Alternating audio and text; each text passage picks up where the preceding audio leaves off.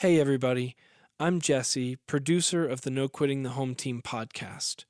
I wanted to give a quick disclaimer in that while we hope anyone who listens would gain wisdom and insight from Dave and Renee's conversations, this is still a podcast intended for married couples, and to that end, there will occasionally be dialogue around sexual intimacy and other related topics. So, for those of you who may be single and particularly sensitive to this subject matter, or those who may be listening at home or in the car with their kids around, we wanted to give you a heads up in advance so that you might continue listening at your own discretion.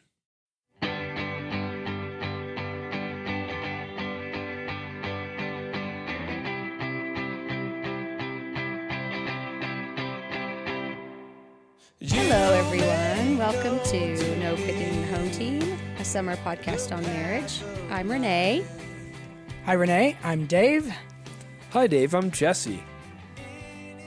Today on the show, we are going to provide hope for couples who feel like they suck at communication. So, oftentimes, couples are frustrated by not really being able to communicate well to their spouse or communicate in a way that's successful. Sometimes they just throw their hands up. They just say, we suck at communication. Today on the show, we are going to give hope to you couples and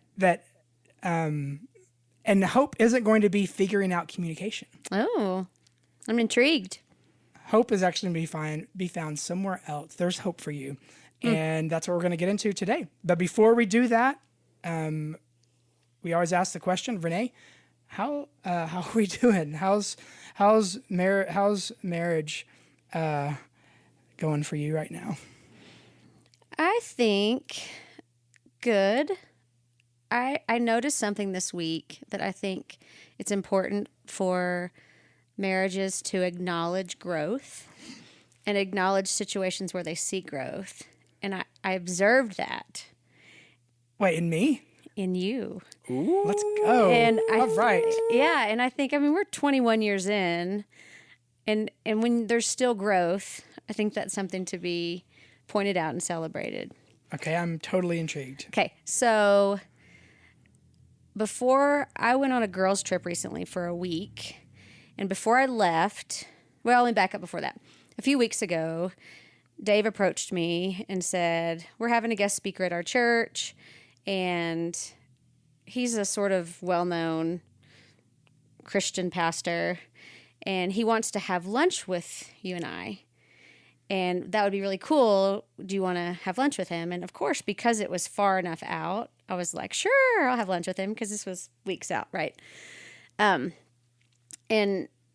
I personally don't know him, and I haven't really read his books or haven't listened to his sermons, but I was like, yeah, that'll be fine, whatever. I don't have to think about that right now. It's weeks out. And then before I left on my girls' trip, I went up to you and I said, I don't think I want to do lunch. Why don't you guys just do lunch? Like, it just seems weird, just the three of us. You guys will probably talk shop, and the introvert in me was screaming, cancel the lunch. And what was your response to me? I was like, we've got to have lunch with him. Like, it's a big, it's kind of a big deal. And I was thinking, it would I would look bad. Right. Like, that's really what I was Yeah. thinking, So I sure. feel like honest. you responded with like, oh, it'll look bad. He'll think badly of us. Maybe other people will think badly of us, or whatever. So I was just like, okay, well, I'm going to go. And I was gone for a week, and I came back on a Thursday night, and we were supposed to have lunch on Saturday at noon. Mm-hmm. And on Friday, you came up to me, and what'd you say? Unprompted. I said, Renee, why don't you just stay home? You don't have to do lunch.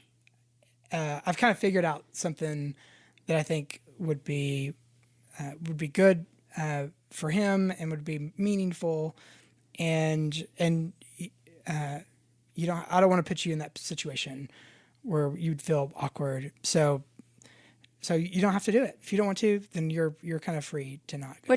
for us, that's growth, because I Yes. think often in situations where I'm expected, or you think other people expect me to do something, you kind of hold my feet to the fire. And there should be some of that. I can't just cancel everything. Right. But for you to think about it and put my preferences over what you would prefer and to initiate that, I just feel like that was growth, and something that our encounter didn't go that way for a long, long time. Yeah. Yeah. And what's cool is that lunch was great with him and I invited another kind of young pastor who was really impacted by I don't know why we're not saying his name, Matt Chandler, by Matt's ministry. And anyway, it was a super meaningful lunch. And then we, after lunch, we walked back to our house, and then the four of us split a really nice bottle of wine together, and we ended up having this great conversation with the four of us in our living room. But so I felt like you ended up lovingly kind of giving me what I'd hoped we could experience. Mm-hmm. But it did, I think, take me kind of sacrificing what I had expected, which was us going out for lunch. Yeah. But anyway, I appreciate it, and it facilitated us having a good week with our marriage. So thank you. Oh, cool. And if we're just going to be Pollyanna-ish today, another thing I noticed this week. So as I've mentioned before, our oldest son is away for 5 weeks. So we just have 2 at home. And gratefully, Fellowship Denver takes our children camping every year. And they were gone. So the younger 2 were gone last Friday and Saturday night. And I was reminded, Jesse, this should encourage you, how much easier it is to connect without children. And it kind of, honestly, they were all gone. We had a slow day. We went to Dave was went like, to a hey, movie. let's walk to a movie. We had a new movie theater open just right by our house. We kind of took what the day brought. Hey, let's go eat at Postino. And I was it felt like what I remember we felt like before we had kids. And it was just an encouragement that, guys, those of you with kids, it really is a dance to make intimacy and connection work. And our kids are older, so I think it becomes easier as they get older. But those of you with littles, man, hang in there, because it is challenging. And I just was reminded when they were not there, I was like, wow, this is a piece of cake. Right. We can go where we want. We can do what we want. We can stay as long as we want without 1,000 details floating in the air. So anyway, I really enjoyed the weekend with you, sans children. Great, me too. Hang in there, Jesse. Prayers up.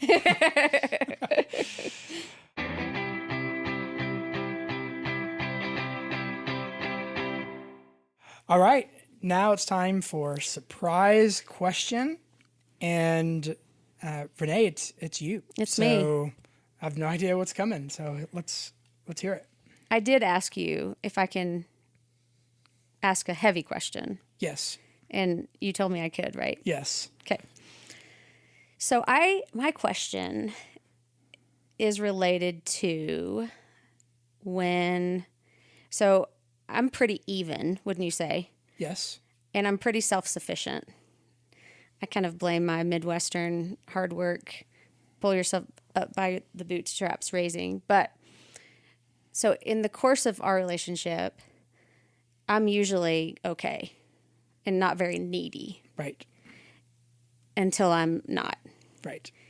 And in those seasons, it seems like those are the times you're more distant than when I need you almost more to be more close. It seems like it's the opposite. Right. And I don't know. We're not there. I mean, we haven't been in that season in a long time. But I'm just curious to sort of hear your side of that. I think there's a forest answer and a trees answer. Like A what answer? Trees? a a forest. a forest. Like I think I can answer sort of broadly speaking. Here are some of the things that are they're usually going on when we're in a season like that. Mm-hmm. And then there's the focus on individual instance Right. examples. Right. So I think a forest answer, a broader answer is that when you're in a season that feels particularly needy, it's a shift for you. Mm-hmm. So it's not like the normal Renee. Right. So I can learn, but I'm a slow learner. Mm-hmm. I've always been a slow learner, and I'm okay just knowing that about myself. So whenever the environment has changed, I'm usually pretty it takes me a while to know to get like a handle on the situation, and so I'm literally slower, more deliberate. My brain kind of powers down a little bit, so I'm trying to think of like the bare essentials. So like, okay, we've got to keep working, we got to keep making money. The kids have to keep being taken care of, or whatever, and so I think there's probably some fear, like, okay, Renee needs me to be present with her. If I'm not saying this is right, but if I'm really like with her in it, We'll all drown. well, We'll both maybe drown. yeah. I feel like the fear is like I'm gonna have to like pull myself out and like make sure that everything's still okay. So part of my mind is thinking she's gonna be fine. So I have to just make sure that all the other things are going okay. But then She's gonna be fine. Like she'll snap out of it, or kind of. And again, I don't think that's right for me to think that. But I think, because we've talked about this in the past, experientially, what you feel is me just not being with you in Right. it, and it makes because sometimes that can feel like because you are very present when I'm great. It's like I feel like you're a very connected person, personality wise. right. So when I'm fine, you're happy to be there. But then when I'm not fine, and like I said, I think it is infrequent. It's so infrequent that it puts one off kilter because it's not the norm. Like we do life this way 98% of the time, but it's just been something that it's just painful kind of for me. Yeah. And I hear you on that. And it's kind of I think it's hard to really explain. Because obviously when you're hurting, that's the time when you need me to be most present. And that's the time when all of a sudden I Have more responsibility. have more responsibility, but or maybe I don't prioritize being with you in it.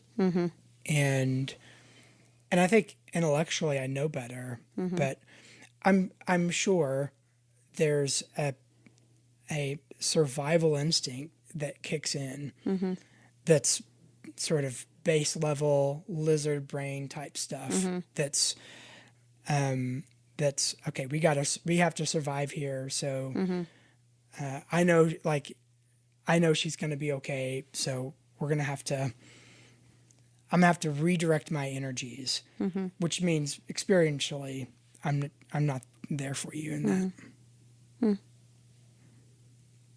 Sorry about that.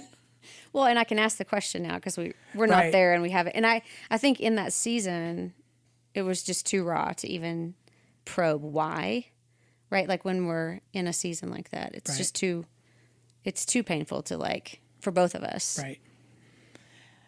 We'll talk about this in another episode, but maybe just a preview. That whenever you know, you're in a season that feels super vulnerable and unstable, it means you don't feel safe. Mm-hmm.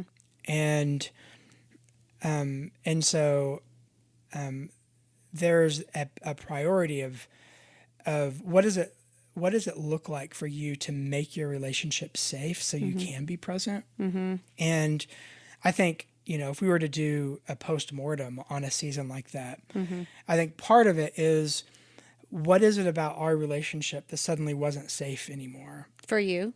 for both of us? Yeah. In it. I mean, I think when you feel off, you're Not used to me being needy. right, but you also, in your neediness, are aggressive. Mm-hmm. It's, you know, you're not overly concerned about kind of my feelings sort of relationally, because you're raw. And then when I feel intense, I feel overly sensitive. Right. And so I do think having a category of how can I make this safe between us right now. And a lot of it is recognizing a lot of these ways that we've adapted relationally over the years. When we're kids, part of our development is learning to adapt to survive. And a lot of those adaptations are ways that we protect ourselves. Right. Right. And sometimes it's withdrawal, sometimes it feels aggression, but it's ways that it's adaptations to our personality that are now attached to our personality, like barnacles. And so part of making it safe is actually learning to recognize those traits within us and say, okay, I must not feel safe right now because all of a sudden I'm being very controlling, or I'm really sharp with my words, or I'm walling myself off and not letting anyone in. That's classic adaptation to self-protection. And I think learning those things, recognizing them in ourselves, are really key to making it safe. So I guess I'm just saying this for myself. For whenever you need me to be present, I feel like I need to sort of take responsibility in making it feel more safe for you. And then me just being kind of in it with you. And I guess I'm just thinking, I'm sure there will be seasons, hopefully not a lot, but of what we can do beforehand, or what other people can do beforehand if they know it's a season that they both default into unhealthy ways. Right. Like what does that look like to prepare? Or I mean, is it a verbal cue? You know, what does that look like practically to like recognize we're going there again, or you're going there again, and sort of stop it in its tracks? I don't know. Yeah, that's a great question. I mean, I don't know if I have an answer for it, but that's a good question, and that's quite a surprise. All right. Moving on.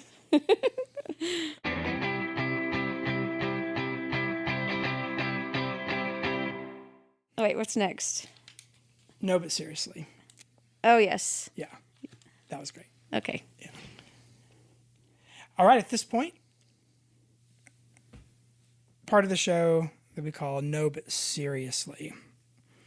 And I'm going to talk about a little sort of reality to successful marriages that I rarely hear anyone talk about. And this is especially relevant for you couples who feel like you suck at communication. You feel like whatever it is that you say doesn't quite get communicated or doesn't really get through. And there are a lot of couples who think if only we're better at communication, then our marriage will sort of reach the next level of thriving. Of course, working on communications is important. But there's this other thing that you can do that will totally improve your marriage, and you don't have to work on communication at all. What is it? Here it is. And this is actually from research of John Gottman. Again, I think I mentioned him before. He says this. He's like, the most important thing in determining success, long-term marriages, is not communication skill, but it's actually the degree to which you admire your spouse. He says that admiration and or loathing, if you think of the spectrum, admiration way to the left, loathing to the right, where you are in that scale actually determines the long-term success of your marriage much more than the level of skill you have in communication. So, and kind of how he sees it is that it's, if you actually have genuine sort of respect for and admiration for your spouse, and sometimes that's fostered. I was going to say, we'll talk about that in a okay, second. okay. Sometimes it has to be fostered, but if you actually respect and admire your spouse, that is a more powerful dynamic than that. In other words, overwhelms significant deficiencies in being able to communicate to your spouse in a way that he or she might sort of understand. And that admiration is a more powerful, has a more powerful staying presence than the if you would have spent a ton of time working on your communication and not admiration. Right. Seems like both and would be a dynamic duo. Absolutely. But then conversely, and I've actually seen this in marriages right here. Conversely, you can have a couple who are wildly competent at communication and are calm and do all the things just right. They check all of the communication boxes, but they have not trained their heart to, their hearts haven't been cautioned towards bitterness towards each other. And that bitterness is like a poison. And they have this loathing for each other. And it just doesn't matter how good of communicators they are, because they hate each other. But it does seem like admiration isn't self-generated. So what if there's a couple that you don't admire your spouse for whatever reason? Like it seems like, can that be stoked? Yes. And that's what the sort of the insight that Gottman has and others, which is you can actually foster admiration for your spouse. And a way that you do that, listen, if you get a negative patterns with your spouse, it's called negative rumination. Your spouse does something that you don't like or annoys you. When you get stuck in negative rumination, all you think about is the negative thing. And then after a while, all you begin to see is the negative. It's like a colored filter or something. Yeah, or think of it as Velcro. Negativity functions like Velcro, and so everything sticks to it. Whereas, and there's all kinds of biological and developmental reasons why that's the case. Darwinian scientists would say we developed as a species because we were more attentive to negative realities in our environment, not positive realities to our environment. And so we survive because we are especially attuned to negativity. Now, so whether or not that's the actual case, like that's really how that happened, the reality is that we are more negatively oriented than we are positively. So there's all kinds of things you can do to sort of perk up our receptivity towards the positive aspects of our spouse that it might not come naturally to us. Like so what? Classic example is gratitude journal. So something that I've recommended tons of couples to do is if you're having a hard time sort of, you recognize that you're kind of loathing your spouse, you're stuck in these negative ruminations. Force yourself every night in a journal to write about 3 things about your spouse that you appreciate about him or her.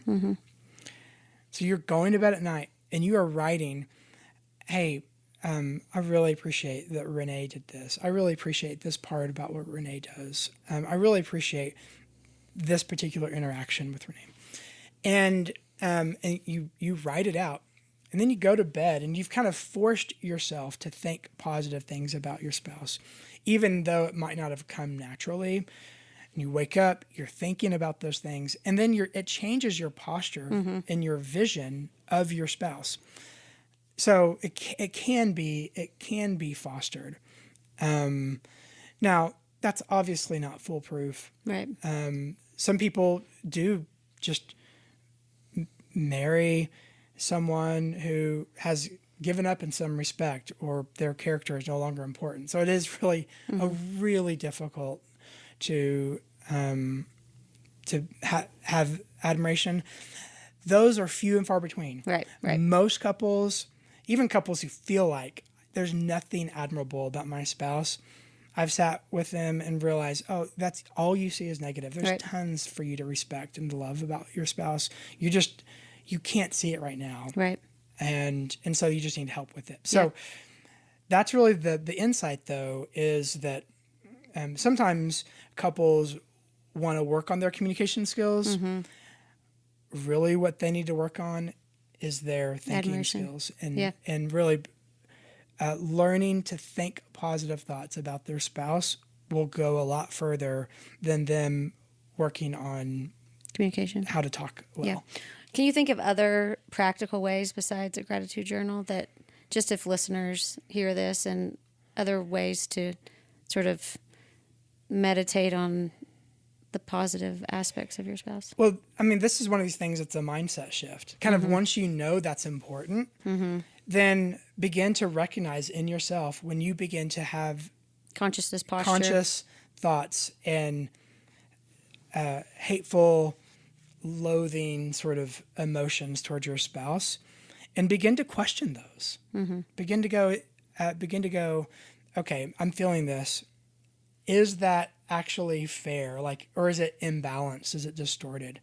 And then force yourself, if necessary, to, and this is why I think it's good to write it down, to think of positive traits about your spouse. And Have you seen couples do a 180 in this? Like, have you seen this? Because it feels like that's a hard turn to make yes, in the heat of the moment. yes. So have you seen this play out? Yes, I have, but it's directly related to your source of power. So, I mean, as a Christian, Christians have access to the gospel, which the Apostle Paul says is the power of God. And so when Paul actually talks about how the gospel changes, influences how we do marriage, he's referring to a power source of God's very presence that has enough heat and energy to it that can actually change. It can convert or change how it is you think and feel about towards each other.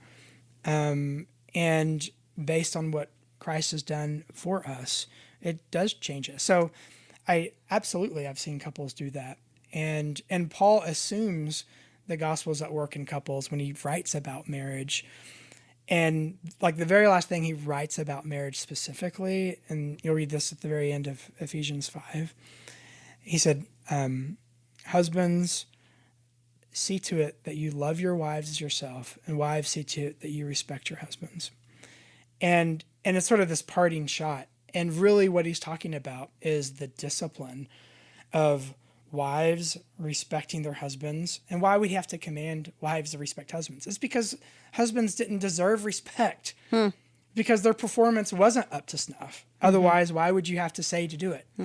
It's not hard to respect someone who's respectable. It's really hard to give someone the gift of respect when their performance doesn't deserve it. But Paul is precisely saying, no, this is how the gospel is at work. You can give respect. And this is forcing yourself to give admiration to your husband who where it doesn't come naturally. And then husbands, love your wife as yourself. So husbands, guys generally give love and respect and loyalty to the extent that they get sort of affirmed in it. And at some point when they're not affirmed in it, they're like, okay, I'm going to withhold that love. And Paul's like, no, you don't get to withhold that love. You give yourself no matter what. So, but it's a gift that you give each other. And yeah, so I have seen it, but to me, it's directly tied to the experience of the gospel. If people listening want to read more about this or dig deeper, is there a Gottman book that they could pick up to kind of further dive into kind of this idea of Yes. respect versus... He mentions it in several of his books, but one that immediately comes to mind is Why Marriages Succeed or Fail. And it's super simple. Like it's super readable. It's like 180 pages or something. But he has a chapter just on this dynamic. Good stuff. Thanks. Yeah, you bet.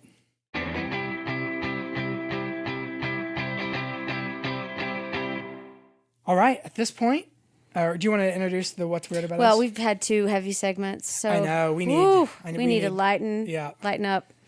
So we're going to talk about something really frivolous that's weird about us.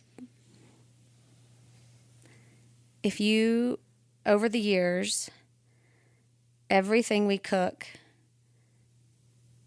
it's progressed to where we almost add red pepper flakes to everything. My people. My people. We put hot sauce on everything. Everything. I don't know everything. We were looking through recipes because our garden is starting to produce plentiful bounty. So we have lots of squash and zucchini. And so we were looking through all of our recipes, and almost every one we were looking at to utilize our squash and zucchini had red pepper flakes in it. Yes. Or we topped it in hot sauce. It's getting to the point now where our boys have gotten involved, but on Wednesday night we cooked this incredible meal, and what did we have Wednesday? It was the poke. Yes, yeah. The tuna. It was a tuna poke bowl. It's amazing. Seared ahi tuna. Anyway, we topped that with it wasn't hot sauce. It was sriracha. Mm-hmm. Well, we went technically a hot sauce. Yeah, it is. But not chaholi. Right. Chahola, whatever. Cholula? Cholula. There it is. It's coming eventually. Man, we really went to town. We did. On the sriracha. Beckett had to stand up and go outside. Leave our table and go out to the front yard and just sort of suffer alone out there because his mouth was on fire, and he couldn't show himself to us, so he had to leave. He had to walk out. Hide his shame. He had to hide his shame. Yeah. Put hair in your chest, Bex. You'll be better for it. Yeah. Do you think we've just seared our taste buds to the point of unreceptiveness? I think so. So now, in order for us to taste anything, it just has to be hotter, hotter. blistering hot. Yeah. And when we have people over, we scale way back, and I still think most of the time things it's are too hot for most of our guests. Yeah, and they're always so nice. They're like, "Oh, this is great. Ooh, I love the spice. I really can take. There's some heat in that." Yep. And you can just tell they're just being lit up. But yeah, that is kind of we've gotten eccentric with the heat. We have gotten eccentric with the heat. It's a thing now. It's weird. Yeah. My sister and my brother-in-law are vegetarian, and so we've been on this mission. They bought a house really close to us, like 2 blocks from us. So we have family dinners all the time. It's delightful. It's amazing.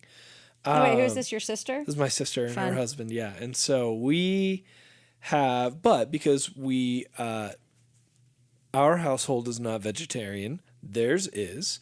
But we eat vegetarian whenever we eat with them to the best of our abilities. When we do pizza night, it's out the window. But we have been on this 6-month journey to curate a list of dishes that we can rotate between on family dinner nights that are veggie friendly and yet satisfy the Culinary expectations. the more carnivorous of our family. And so but the common denominator in all of this is red pepper flakes. Yep. So Yes. it is It's a secret If sauce. it gets so It's hot, you can't Yeah. taste anyways. well, It's a secret sauce. yeah, and I've got some sauces to share with you guys if that's the case, because that's my we have a hot sauce bar. Oh, Genuinely, do we have a share. hot- we have a hot Jesse, sauce we bar. need this. So this is we're speaking a common language right now. This is a value of our family is quality hot sauce, and even if it doesn't necessarily need it, putting red pepper flakes on everything because it just makes it better. It just makes it better. We Amazing. have a shared kinship now. Yes. All right. Buy some more red pepper flakes, people. We buy them bi-monthly. I feel like in the grocery order. Yeah. Bi-monthly. Yes.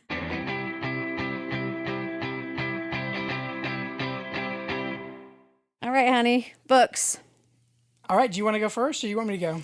I'll go first. My book recommendation this week is the most cliche answer that you could expect from me. Okay. Okay. But Wait, hear can me. I guess? No, because you know what it is, because we've Okay. talked about what we're going to dang say. But hear me out. I'm going to recommend the Bible in framed this way. Bible. That's the book for me. The pastor's wife recommends you read your Bible to help your marriage. I think and I've observed when I am connected, in whatever language you put around that, connected to God, close to God, walking with Jesus, whatever words you use, whenever that relationship is strong, I don't expect you to fulfill all of those longings. And I think when that relationship diminishes, then I shift the needs that I get fulfilled through God alone, and I place them on you. And I expect you to fulfill longings and needs in me that you cannot. And so for me, and this year I'm doing with some girlfriends, it's the YouVersion Bible app, and we're reading through the Bible in a year. I think it's called the Bible Recap with Tara Cobble. It's kind of fun because you can make comments afterwards and kind of interact with each other that way, and you can make snarky comments about things in the Old Testament, which we do. But I've just observed that when my connection and relationship with God is strong, secondarily, we do better because I'm not putting all those expectations on you. And as we discussed this, me recommending the Bible, Dave also chimed in, which I think is good, that you also read about people who are so messed up. And you're like, wow, And it kind of takes the pressure off. Dave's not so bad. Yeah. It's Like, like, I think that we- guy's in the Bible. It's like, hey. We regularly, I'm reading something, I'm like, so we need to talk about this. What's going on here? So anyway, I think it's been a great way for me to work on our marriage by keeping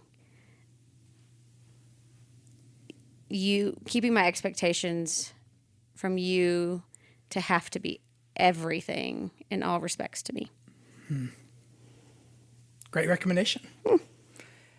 My book is The Mingling of Souls by Matt Chandler. I finished that last week in preparation for him coming to fellowship and really enjoyed it. It's an excellent book. Is it a especially- marriage book? It is a marriage book. Overtly marriage Yes. themed book? And I think it's particularly helpful for couples who are engaged, heading towards marriage, newly married. It's a study of the Song of Solomon. So a ton about dating, romance, sex, in it, sort of extracted from that book of the Bible. So he did a great job with it. He really lands well on the nature of faithfulness. There's a kind of love that is mentioned, the Song of Solomon, that really kind of highlights the stickiness or the I'm not going anywhere-ness of real love. And he does a great job sort of explaining what that is, and kind of he touches your heart a little bit, inspires you to want to have and express that kind of love to your spouse. So Does he say no quitting the home team? Does he use that phrase? He should have, but he didn't. Next So- time, Matt. That's right. So I recommend The Mingling of Souls by Matt Chandler. Great. Hey everyone, thanks for listening to No Quitting the Home Team. Really appreciate you engaging with us with this, and reach out if you have questions, want us to talk about topics or issues that you're facing at home right now. Yep. Reach out to us, Dave at fellowshipdenver.org, or Renee at fellowshipdenver.org. all right, until next time, see ya. Bye. See you guys.